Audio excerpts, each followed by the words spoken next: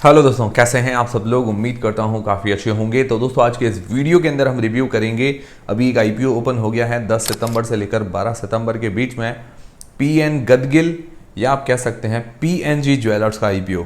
तो आज की तारीख में ये ओपन हो गया है। तो इस वीडियो के अंदर सबसे पहले इसका ग्रे मार्केट का प्रीमियम और एंकर लिस्ट के बारे में जानेंगे। इससे हमें थोड़ा बहुत लिस्टिंग गेंस का अंदाजा हो पाएगा। फिर इस कंपनी की डिटेल्स के बारे में जानेंगे, मतलब कंपनी क्या काम करती है, कौन से सेक्टर की कंपनी है, फ्यूचर कैसा रह सकता है। फिर इसके फाइनेंशियल्स और फंडामेंटल्स के बारे में जानेंगे, मतलब कंपनी प्रॉफिट मेकिंग है या लॉस मेकिंग कंपनी है, और अपने जो भी कंपिटिटर्स वगैरह हैं उनसे महंगी वैल्यूएशन है या सस्ती है। फिर इस आईपीओ की डिटेल्स के बारे में जानेंगे। अंत में हम जानेंगे कि क्या इस आईपीओ में अप्लाई करना चाहिए या नहीं करना चाहिए, करे तो लिस्टिंग गेंस के हिसाब से या लॉन्ग टर्म के हिसाब से। सारी चीज़ें हम क्लियर करेंगे इस वीडियो के अंदर। वीडियो शुरू करने से पहले दोस्तों टेलीग्राम और व्हाट्सएप चैनल को जरूर ज्वाइन कीजिए, ताकि छोटा मोटा अपडेट और वीडियो का नोटिफिकेशन आपको हाथों हाथ मिलता रहे। यूट्यूब पर कभी कभार नोटिफिकेशन नहीं मिल पाते हैं, तो टेलीग्राम व्हाट्सएप चैनल की लिंक डिस्क्रिप्शन के अंदर है। और फ्री में डीमेट अकाउंट वगैरह खुलवाना है तो एंजल वन के साथ आप बिल्कुल फ्री में खुलवा सकते हैं। उसकी लिंक आपको डिस्क्रिप्शन के अंदर मिल जाएगी। और इंस्टाग्राम पर भी फॉलो करना मत भूलिएगा, वहाँ पर हमारी रील्स वगैरह आपको मिलती रहेगी। तो सबसे पहले बात करें इसके ग्रे मार्केट के प्रीमियम की, तो 240 रुपये पर शेयर का ग्रे मार्केट का प्रीमियम है। लगभग 50% के आसपास, 50% के आसपास जीएमपी चल रही है। 31 शेयर्स का लॉट है, 7,440 रुपये जैसा हमें एक लॉट पर अंदाजन फायदा देखने को मिल रहा है, जो होता है लगभग 50% के आसपास। ये एक अंदाजा है जीएमपी, इसको फिक्स मत मानकर चलिएगा। तो अभी तो डिमांड अच्छी है। फिर इसकी एंकर लिस्ट की बात करें तो एंकर लिस्ट बहुत ही शानदार आई है। चाहे बात करें म्यूचुअल फंड्स की, चाहे बात करें एफआईआईस की, मतलब फॉरेन इंस्टीट्यूशनल इन्वेस्टर्स की, तो काफ़ी बढ़िया एंकर लिस्ट है। करीबन 330 करोड़ रुपए जुटाए गए हैं एंकर इन्वेस्टर्स के द्वारा, काफ़ी अच्छी बात है। तो अगर इंडियन म्यूचुअल फंड्स की बात करें तो HDFC, Axis, ICICI, Tata, Nippon, Mirae Asset, Edelweiss, Motilal Oswal, Bandhan mutual fund, LIC, ऐसे कई बड़े नाम शामिल हैं म्यूचुअल फंड्स के अंदर। मतलब म्यूचुअल फंड्स के अंदर बहुत ही सेटिस्फाइड एंकर लिस्ट कह सकते हैं। फिर एफआईआईस की बात करते हैं, मतलब फॉरेन इंस्टीट्यूशनल इन्वेस्टर्स की, तो गोल्डमैन सैक्स, Citigroup, Natixis, Carmignac, Mathews Asia, Societe Generale, ऐसे कई बड़े नाम शामिल है। मतलब इसमें भी काफ़ी सेटिस्फाइड है इसकी एंकर लिस्ट अगर एफआईआईस की बात करें। फिर उसके अलावा इंश्योरेंस कंपनीज भी शामिल है और भी कई सारे एंकर इन्वेस्टर्स हैं। तो मतलब बढ़िया एंकर लिस्ट कह सकते हैं। पर्सनली मेरे हिसाब से 10 में से 8 रेटिंग दे सकते हैं। अंदाजन मैं बता रहा हूँ, पर्सनल मतलब मेरे हिसाब से ही बता रहा हूँ, 8 रेटिंग बहुत ही बढ़िया रेटिंग है, क्योंकि म्यूचुअल फंड एफआईआईस में बढ़िया नाम है। जब एंकर लिस्ट बढ़िया आती है, बड़े इन्वेस्टर्स अगर इंटरेस्ट जता रहे हैं, तो उस आईपीओ के अंदर या उस कंपनी के अंदर अच्छी ग्रोथ हो सकती है। फिर इस कंपनी की डिटेल्स के बारे में जानते हैं। तो कंपनी सन 2013 के अंदर इनकॉर्पोरेट हुई थी। करीब करीब 11 साल हो गए हैं अपने इस सेक्टर के अंदर। ज़्यादा पुरानी कंपनी नहीं है। ये कंपनी क्या करती है, इसके ज्वेलरी के शोरूम है जिसके अंदर गोल्ड, सिल्वर, डायमंड, प्लेटिनम, इनकी ज्वेलरी मैन्युफैक्चर करती है और सेल करती है। इसका ब्रांड नेम है पीएनजी। पीएनजी ब्रांड नेम से सेल करती है। उसके अंडर में भी सब ब्रांड्स भी आते हैं, छोटे छोटे अलग अलग ब्रांड इन्होंने बना रखे हैं, जैसे सप्तम, स्वराज्य और भी कई सारे हैं। फिर अगर डायमंड में बात करें तो एलिना है, पीएनजी सॉलिटेयर है, तो ऐसे कई इसके सब ब्रांड भी हैं। फिर इसके टोटल 33 स्टोर है, 33 स्टोर्स हैं 18 सिटीज़ के अंदर। कहाँ पर फैला हुआ है, ज़्यादातर महाराष्ट्र और गोवा के अंदर ही है। अभी इसको ऑल इंडिया के अंदर भी फैलना पड़ेगा।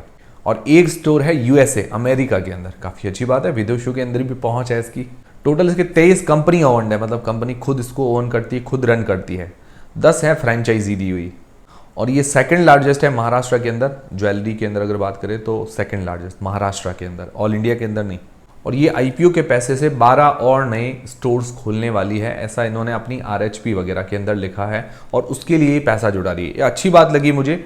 अब खुलेंगे उसके बाद बढ़िया बात है कि भाई अभी इन्होंने कहा है कि भाई खुलेंगे और खुलते हैं, तो मुझे लगता है ये काफ़ी अच्छी बात होगी कंपनी के लिए। तो अभी देखा जाए तो सेक्टर बढ़िया है। और अभी गोल्ड से रिलेटेड जितने भी स्टॉक्स हैं उनमें अच्छी तेज़ी देखने को मिल रही है। तो बस यही है कि भाई बहती गंगा में हाथ धो लीजिए। फिर इसके फाइनेंशियल्स और फंडामेंटल्स के बारे में बात करें तो 2022 से 2024 तक किए गए हैं। अगर इसके एसेट्स देखते हैं तो एसेट्स के अंदर ठीक ठाक ग्रोथ है, इतनी ज़बरदस्त ग्रोथ नहीं है। फिर बात करें रेवेन्यू की, मतलब इसकी जो इनकम है उसकी, तो 2586 करोड़ से 6119 करोड़ रुपए इसकी इनकम हुई है। लगभग 2 गुना से ज़्यादा की ग्रोथ है इसकी इनकम के अंदर, काफ़ी अच्छी बात है। प्रॉफिट आफ्टर टैक्स की बात करें तो 69 करोड़ से 154 करोड़ रुपए हुआ है, मतलब 2 गुना से ज़्यादा प्रॉफिट के अंदर भी ग्रोथ है।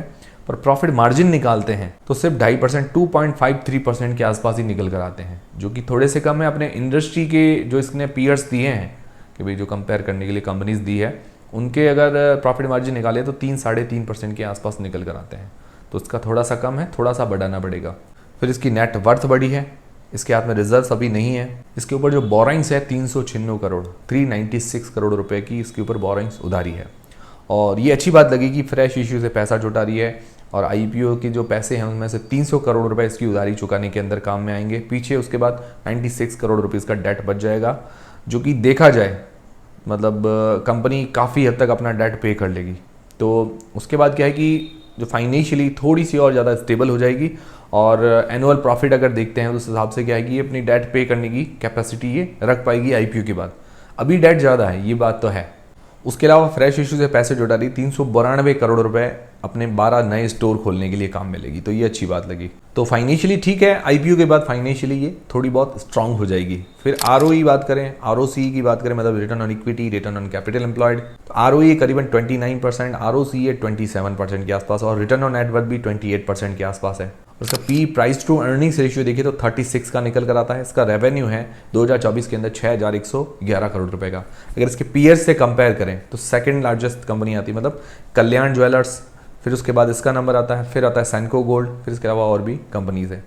ऐसे तो इंडिया में बहुत सारी कंपनी, तनिष्क वगैरह, मतलब ऐसा कुछ नहीं है, बट ये जो इसने अपने पीयर्स दिए हैं उनके मुकाबले में आपको बता रहा हूँ। तो इसके अंदर कल्याण ज्वेलर्स बड़ी कंपनी है, उसका रेवेन्यू 18,500 करोड़ रुपए से ऊपर का है। तो अगर इनके पी देखें अदर कंपनीज का तो 42 से मतलब 42 से 101 का निकल कर आता है और इसका है 36 का।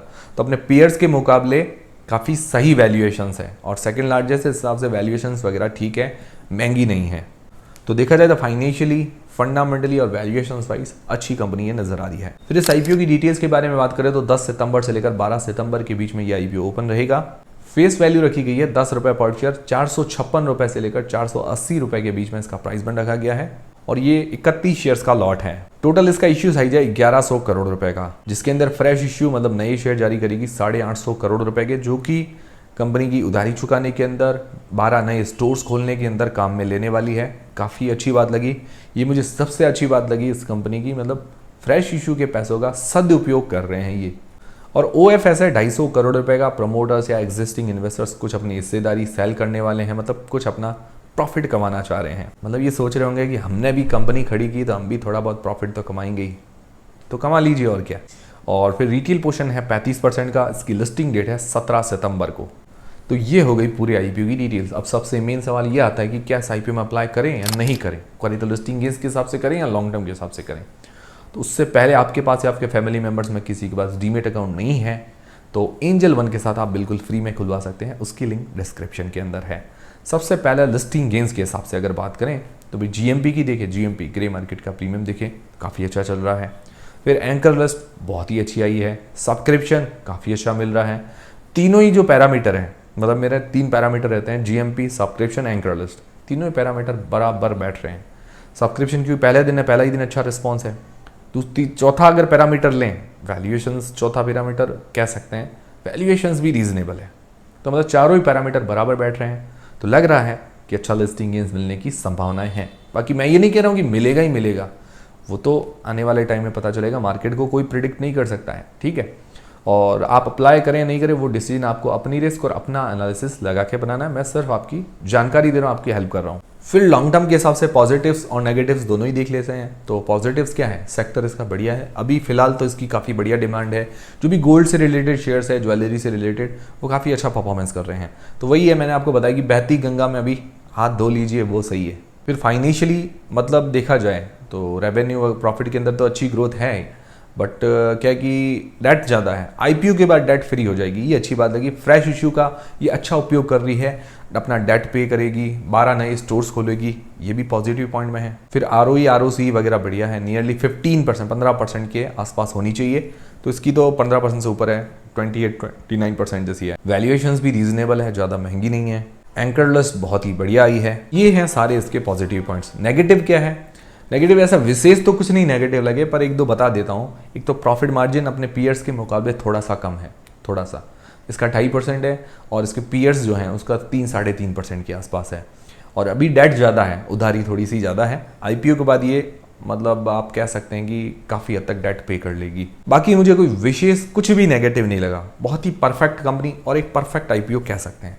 पर्सनली मैं अगर मेरी बात करें तो मैं लॉन्ग टर्म और लिस्टिंग इस दोनों के हिसाब से ही अप्लाई करूंगा, क्योंकि वैल्यूएशन सही है तो मुझे लगता है अच्छा लिस्टिंग गेंस वगैरह मिल जाना चाहिए। उसके अलावा लॉन्ग टर्म मतलब या आप कह सकते हैं मीडियम टर्म के अंदर 1-2 महीनों के अंदर अच्छा प्रॉफिट देखने को मिल सकता है। इस हिसाब से मेरी स्ट्रैटेजी रहेगी। आप लोग क्या करेंगे, क्या IPO में अप्लाई करेंगे या नहीं करेंगे, वो करेंगे तो लिस्टिंग गेंस के हिसाब से या लॉन्ग टर्म के हिसाब से, मुझे कमेंट करके ज़रूर बताइएगा।